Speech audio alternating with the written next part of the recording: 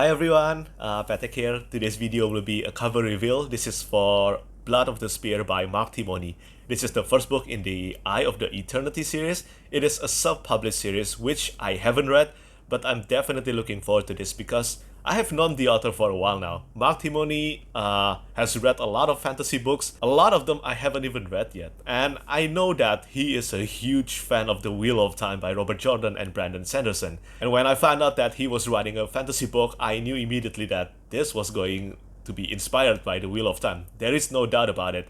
And yeah, this is the cover reveal. Ta-da! The cover art is done by Felix Ortiz and it is designed by Shanti.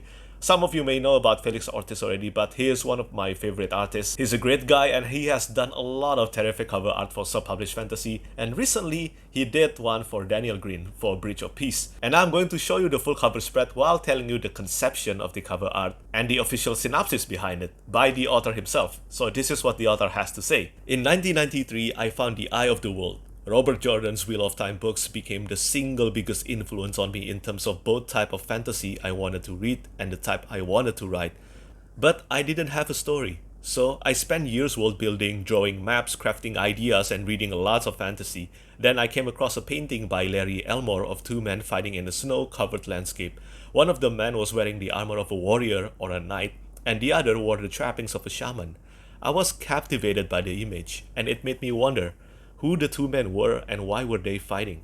From these musings grew my main characters, the half-brothers Kyle and Darien Torrent, and suddenly I had my story, a tale of two brothers marked by an ancient prophecy destined to save the world or destroy it. So I wrote my book, The Blood of the Spear, and decided to self-publish, and I needed an artist and a cover designer. Having seen their work both individually and together, I decided to approach Felix Ortiz and Sean King. When I contacted Felix, I had no idea what I wanted on the cover, none at all. So Felix asked me some questions about the types of art I like and the covers of fantasy novels that caught my attention. As we talked, I related how the story came to me, inspired by a painting by Larry Elmore, and Felix sent me a link to it online. He knew exactly what painting I was talking about. That sealed it for me. Felix was the artist I wanted to work with, and wow! He managed to pull out of my rambling suggestion this brilliant piece of art, and readers will recognize the scene as soon as they come to it.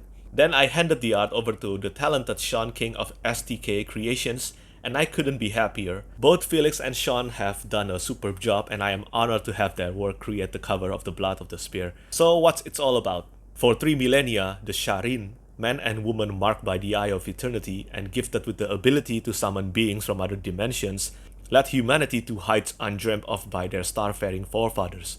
But in their pursuit of power and immortality, 10 summoners opened a gateway to the void and fell prey to the demonic possession.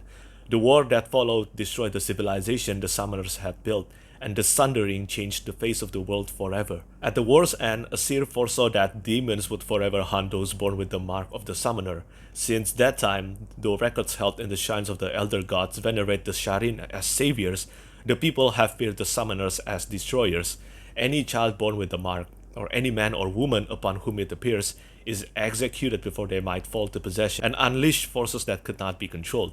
But in the chaotic years after the Sundering, other seers were plagued with conflicting visions and prophecies. They saw that the summoners would return and the demon hordes would also come again, and that the Phoenix Lord, legendary leader and last of the Sharin, would be reborn. And in his hands, he would hold the world's salvation or its destruction. The Blood of the Spear picks up the tale 4,000 years later. Two brothers, one prophecy, a world in peril. When Kyle loses his chance to become part of the legendary demon hunters, joining the Bronze Guard mercenaries seems like the logical alternative.